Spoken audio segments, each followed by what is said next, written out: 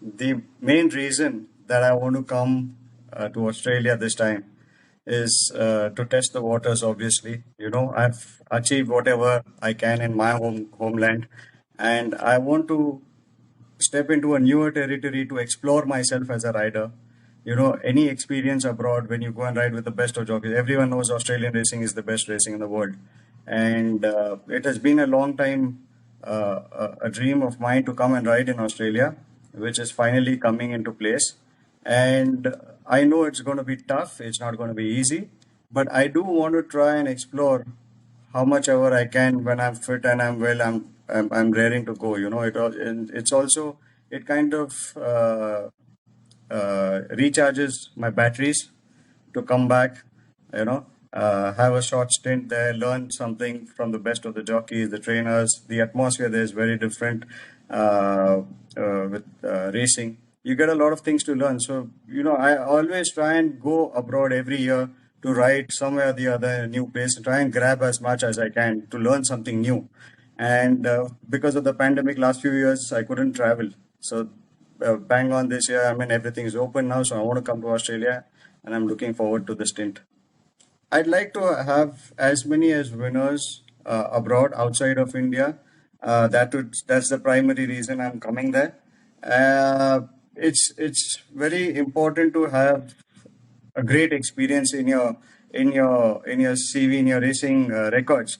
If I could travel around the world, and if I've done UK, I've done Europe, I've done America, and this time is going to be Australia. I've done a lot of riding in Asia itself. So, I'm traveling the world to better myself, to learn something. And if I could have a lot of winners in these places, it's a great thing personally. And not only that, it will be a great boost for Indian jockeys and Indian racing industry as well. Currently, our racing is they're kind of walking on tight ropes, if I have to say so, because of the GST. The last previous 5 6 years, we'd had the GST, the taxation coming in, and it's made a lot of difference in terms of stake money, in terms of the racing industry not growing as much as it would have been normally. But nevertheless, we are still coming back. There are talks going on with the government to reduce the taxes on racing, and otherwise Indian racing history is pretty long, as you said, and we were mostly influenced by the British racing. They were the ones who had started racing in India, so there was a lot of British racing influence in India. And along the line, I think I would say in the late 2000s, uh, we had 4 5 years of top racing. We had really well-bred horses from all over from Europe coming in and racing here.